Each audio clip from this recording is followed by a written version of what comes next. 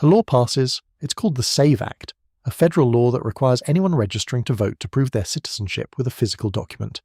It's sold to rural America, to veterans, to people who have lived in the same county for decades, a guarantee that their vote won't be cancelled out by someone who shouldn't be here. But then quietly the red flags start appearing, not on outsiders, on veterans and grandmothers, people who have voted without interruption for decades, 21 million of them. I am Felix and this isn't making the front pages.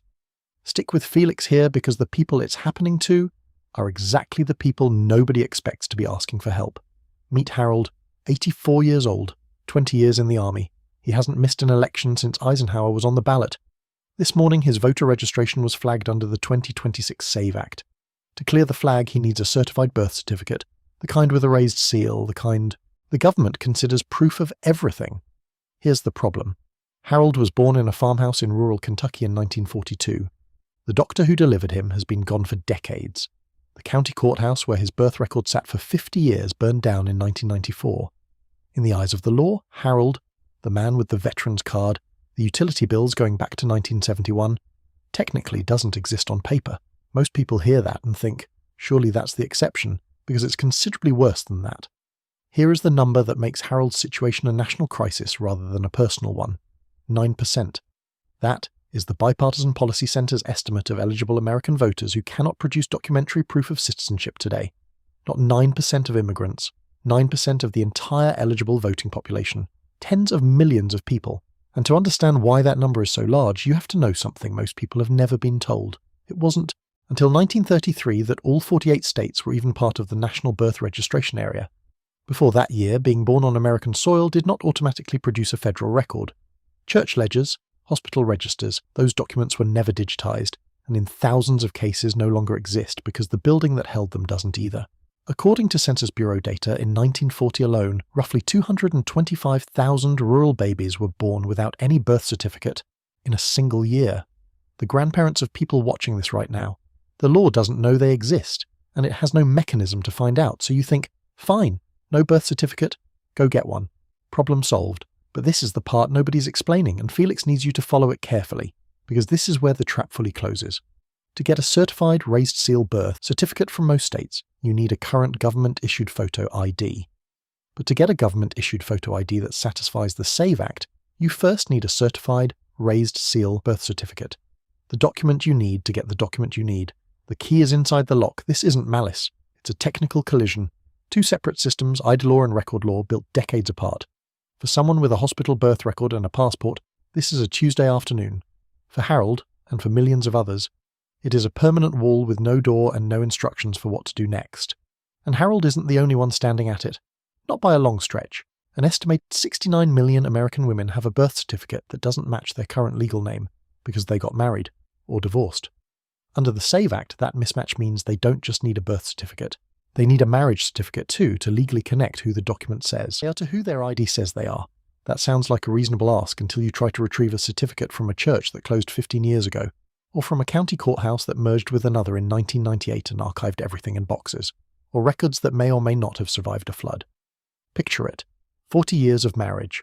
Birth certificate says Miller, driver's license says Johnson. The certificate bridging those two names was signed by a pastor who passed in 2003 with no digital archive. That document may simply not exist anymore. Not because anyone lost it carelessly, but because nobody needed it for decades. Their citizenship is not in question. Their paperwork is, and the law, as written, cannot tell the difference between those two things. Harold is still at the kitchen table. He is not sitting there alone. Here is the part that gets swallowed by the political noise. People hear voter ID law and picture a 5-minute stop at the DMV. What they don't picture is the 80-year-old in rural West Virginia. He is taking 2 buses to a county office, open only on Tuesdays, arriving with the wrong form. He's being told the right form requires a document that must be mailed in, a process that takes 6 to 8 weeks. The nearest records office for millions of rural Americans is a 4-hour round trip.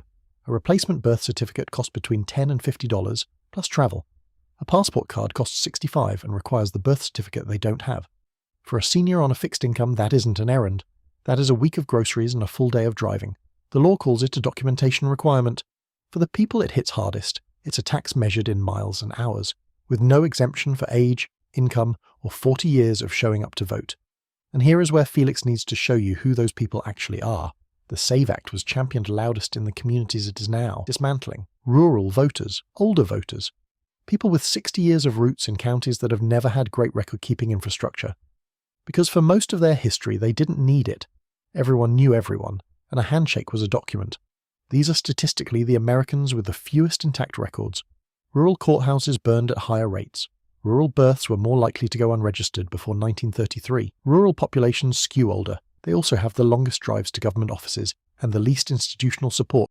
Urban voters, modern hospital records, legal aid are the least disrupted by the new requirements. The law was sold as a shield for the heartland. The people who were told this law was done for them are the ones being quietly removed from the rolls. Felix covers stories like this, and the next one is even darker. Subscribe before it drops. Now, because Felix is going to be fair, here is the strongest case for the other side. Election integrity is a legitimate concern. The principle that elections belong to citizens is worth protecting. The question is whether this specific law solves the actual problem in proportion to the damage it causes. Non-citizen voting in federal elections has been studied extensively by researchers on both sides. The Government Accountability Office found non-citizen voter rolls to be statistically negligible in 2014. The problem being solved is, by the best available evidence, very small. The population being caught in the net is enormous. The cure is considerably wider than the disease. Harold is still at the kitchen table. He has his army discharge papers, his social security card, his voter registration card from 1972. A photograph of himself shaking a county commissioner's hand in 1988. The law doesn't care if he's a citizen. It only cares if he has the one specific paper that certifies it, and that paper is ash in a courthouse that burned before his grandchildren were born. The law's answer to Harold is next in line. That is not a security outcome. That is a paperwork outcome.